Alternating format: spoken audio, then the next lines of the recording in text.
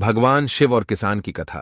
एक बार भगवान शंकर पृथ्वीवासियों पर कुपित हो गए और माता पार्वती को साक्षी मानकर संकल्प किया कि जब तक पृथ्वीवासी नहीं सुधरेंगे तब तक वे शंख नहीं बजाएंगे।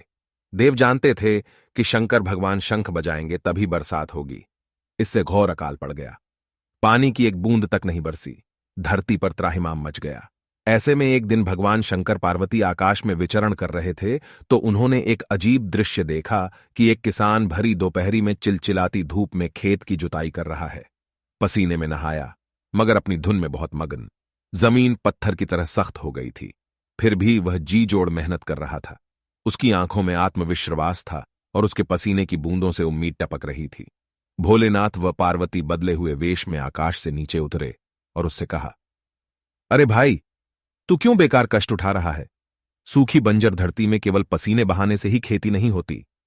किसान ने हल चलाते चलाते ही जवाब दिया, हां, बिल्कुल ठीक कह रहे हैं श्रीमान, मगर हल चलने का गुण भूल न जाऊं, इसलिए मैं हर साल पूरी लगन के साथ जुताई करता हूं। जुताई करना भूल गया तो केवल वर्षा से खेती हो सकेगी क्या? मेहनत का अपना ही परम आनंद है। मैं लोभ के लिए खेती नहीं करता। किसान की बात सुनकर महादेव को भी लगा कि मैं भी तो परम आनंद की अनुभूति के लिए ही शंख बजाता हूं। मुझे भी शंख बजाए 1 बरस बीत गए। कहीं शंख बजाना भूल तो नहीं गया। उन्होंने तुरंत अपनी झोली से शंख निकला और जोर से फूंका।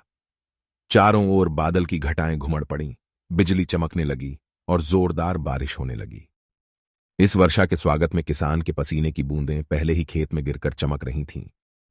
कथा का सार, हमारा जो काम है उसे अपनी पूरी निष्ठा से बिना किसी लोभ लालच के करना चाहिए। इसी में परम सुख है।